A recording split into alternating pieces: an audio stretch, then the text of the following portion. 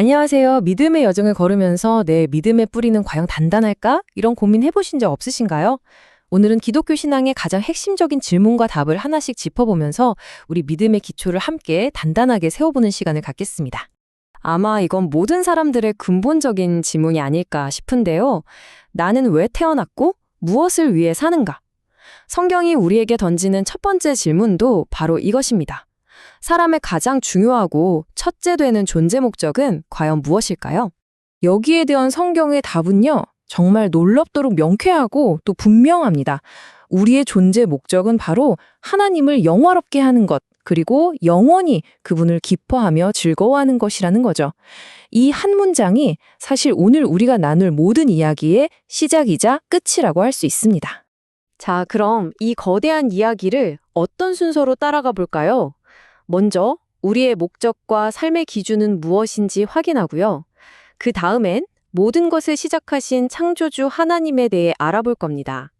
이어서 인간의 문제인 죄와 그 결과, 그리고 이에 대한 하나님의 놀라운 해결책인 예수 그리스도, 마지막으로 구원받은 우리는 어떻게 살아야 하는지 이 순서로 함께 따라가 보겠습니다. 자, 그럼 첫 번째 이야기부터 시작해 볼까요? 우리의 목적이 하나님을 영화롭게 하는 것이라면 그 목적지로 가는 길을 알려줄 지도는 과연 뭘까요? 우리 삶의 유일한 기준, 모든 답의 근원을 찾아 떠나보겠습니다. 참 혼란스러운 세상이잖아요. 무엇이 맞고 무엇이 틀린 건지, 어떻게 살아야 할지 막막할 때가 정말 많죠. 이럴 때 우리 신앙과 생활의 절대적인 기준이 되어주는 단 하나의 법칙이 있다면 그게 과연 뭘까요? 성경은 바로 그 유일한 법칙이 성경 자신이라고 이야기합니다. 우리가 보는 이 책, 구약 39권과 신약 27권, 총 66권으로 이루어진 이 말씀이 우리 삶의 모든 질문에 답하는 정확하고 오류가 없는 하나님의 말씀이라는 것이죠. 좋습니다. 그럼 이제 이야기의 가장 처음으로, 태초로 한번 거슬러 올라가 보죠. 이 모든 것의 시작, 성경이 증언하는 창조주 하나님은 과연 어떤 분이실까요? 우리가 믿고 의지하는 바로 그 하나님, 과연 오늘 본문은 그분에 대해 뭐라고 설명하고 있을지 하나씩 차근차근 살펴보겠습니다. 가장 먼저 하나님은 이 세상에 오직 한 분뿐이라고 선포합니다. 그런데 여기서부터 정말 신비로운 이야기가 시작되는데요. 그 유일하신 한 분 하나님이 삼위, 즉 세 인격으로 존재하신다는 사실입니다. 바로 이 부분, 삼위일체가 기독교 신앙의 가장 큰 신비이자 핵심이라고 할 수 있는데요. 하나님은 성부, 성자, 성령이라는 각각 다른 인격을 가지신 세 분으로 존재하시지만 놀랍게도 이 세 분은 본질과 능력, 영광에 있어서 완전히 똑같은 한 분 하나님이라는 겁니다. 정말 놀라운 신비죠? 바로 이 삼위일체 하나님께서 아무것도 없던 텅 빈 공간에 오직 말씀으로 이 모든 세상을 만드셨습니다. 성경은 그 창조가 6일 동안 아주 질서정연하게 이루어졌다고 기록하고 있습니다. 그 모든 창조 과정 중에서도요, 정말 특별한 정점을 찍는 순간이 있었죠. 바로 우리 인간의 창조입니다.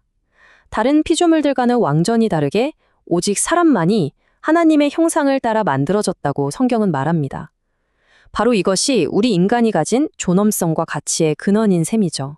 하지만 이렇게 완벽했던 세상과 하나님과의 관계에 큰 비극이 찾아옵니다. 바로 창조주와 우리 인간 사이의 관계를 깨뜨려버린 결정적인 사건, 인간의 죄와 그 끔찍한 결과에 대한 이야기입니다. 그럼 성경에서 말하는 죄가 도대체 뭘까요? 복잡하게 생각할 필요가 없습니다. 아주 간단하고 명료해요. 죄는 하나님의 말씀에 순종하지 않는 것, 바로 그 자체입니다. 오늘 본문은 죄를 크게 두 가지로 나눠서 설명하는데요. 첫째는 인류의 대표인 아담이 불순종해서 그 후손인 우리 모두가 태어날 때부터 갖게 된 원죄고요. 다른 하나는 그 죄의 본성 때문에 우리가 살아가면서 직접 짓게 되는 자범죄입니다. 이 죄의 결과는 결코 가볍지 않습니다. 정말 무서운데요. 성경은 이 죄 때문에 우리가 이 땅에서뿐만 아니라 죽음 이후의 영원한 세상에서도 하나님의 진노와 심판을 피할 수 없게 되었다고 경고하고 있습니다. 정말 절망적인 상황이죠. 하지만 이야기가 여기서 절망으로 끝나지 않는다는 게 정말 중요합니다. 이 절망적인 상황 속에서 하나님께서 직접 해결책을 준비해 놓으셨거든요. 이야기의 절정이자 유일한 희망, 구원자 예수 그리스도에 대한 이야기로 넘어가 보겠습니다. 스스로의 힘으로는 도저히 이 죄의 문제를 해결할 수 없는 우리들, 이렇게 멸망할 수밖에 없는 우리를 구원하기 위해 하나님은 어떤 계획을 세우셨을까요? 그 계획은요, 바로 하나님의 단 하나뿐인 아들 예수 그리스도를 이 땅에 보내시는 것이었습니다. 왜냐고요? 우리의 모든 죄값을 대신 치르기 위해 저 십자가 위에서 죽게 하기 위해서였죠. 예수님의 구원 사역은 이렇게 진행됐습니다. 저 멀리 베들레헴에서 태어나셔서 30년간 조용히 준비 기간을 거치셨고요.